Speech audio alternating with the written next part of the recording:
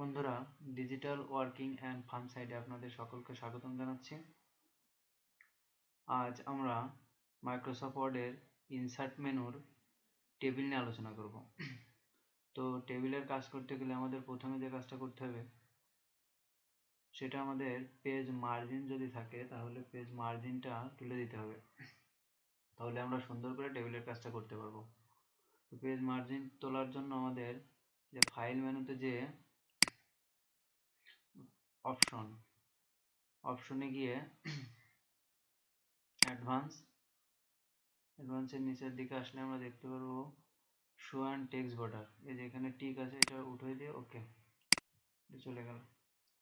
তো আমরা টেবিলের কাজ করতে গেলে আমাদের রো আর কলাম সম্পর্কে জানতে হবে। তো এই যে এটা ধরে আমি টান দিচ্ছি, এটাকে বলা হয় কলাম, এবং এই যে নিচে অঙ্ক টান দিচ্ছি এটাকে বলা হয় সারি। তো আমরা 5টা কলাম এবং 5টা সারি নিয়ে এখন একটা টেবিল তৈরি করব। যে 5টা সারি নিলাম আর এই যে 5টা কলাম নিলাম, নিয়ে আমরা কাজটা করব। তো আমি যদি এই যে প্রথমে টেবিল নিয়ে টেবিলের যদি একটু কালারটা একটু দিতে চাই, টেবিলের এই যে লাইনটাই, তারপরে ডিজাইন করতে চাই, তো তাহলে আমরা করতে পারি। এটা কিভাবে করতে পারি, এই যে আমাদের এখানে ডিজাইনে ক্লিক করে এই যে এখানে দেখেন বর্ডার রয়েছে, বর্ডারটা এসে নিচে বর্ডার অ্যান্ড শেডিং, এখানে এসে আমি যে ডিজাইনটা দিতে চাই সেই ডিজাইনটা এখান থেকে দিতে পারবো। সাপোজ আমি যদি এই ডিজাইনটা দিতে চাই, ডিজাইনটা দিয়ে এখান থেকে কালার সিলেক্ট করে দেওয়া যাবে, যে কালারটা দিতে চাই। যদি আমি সবুজ দিই তাহলে সবুজ কালারটা দিয়ে আমি যদি ওকে করে দিই, দেখেন বর্ডারটা হয়ে গেছে। তো এর ভিতরে যদি আমরা লিখতে চাই, লেখালেখি করতে পারি। যেমন আমি এখানে লিখছি বাংলাদেশ,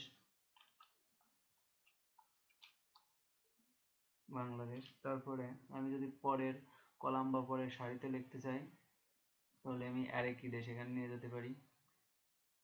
অ্যারে কি, এখানে আমি লিখলাম ইন্ডিয়া, লিখে এবার পরের কলামে যদি লিখতে চাই তাহলে অ্যারে কি দিয়ে নিয়ে যেতে পারি। যেমন এখানে আমি যদি লিখি থাইল্যান্ড,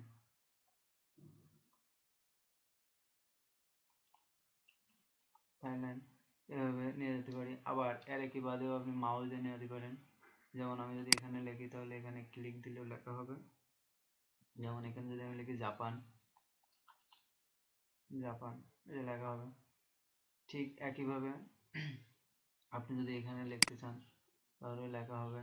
যেমন আপনি যদি এখানে লেখেন আমেরিকা,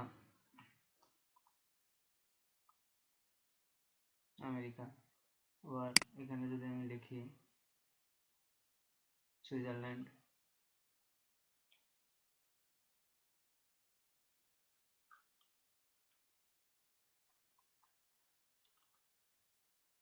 আমি যদি এখানে লিখি কানাডা,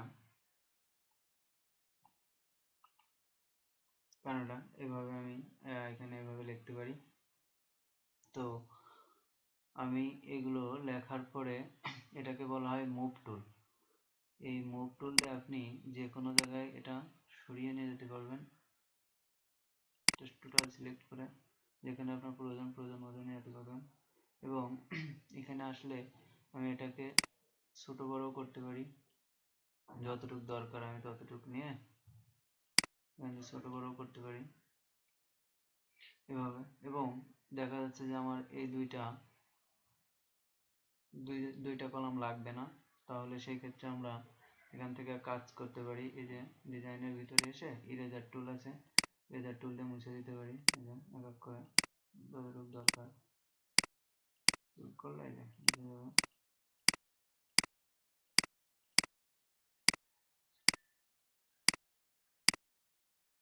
এভাবে মুছে দিতে পারি।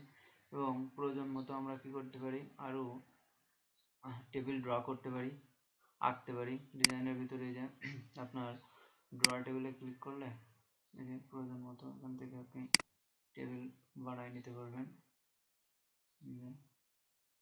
যতটুকু প্রয়োজন ততটুকু নিতে পারবেন।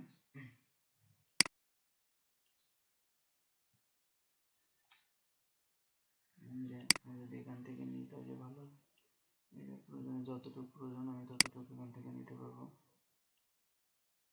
যতটুকু প্রয়োজন সুন্দর করে টান দিলে এভাবে আমরা মুছতেও পারবো এবং ড্রও করতে পারবো। এভাবে আমি টেবিলের কাজটা সম্পূর্ণ করতে পারি। তো ঠিক আছে বন্ধুরা, সবাইকে digital working and fun site থেকে স্বাগতম জানিয়ে আজকের মতো এখানেই শেষ করছি। ধন্যবাদ।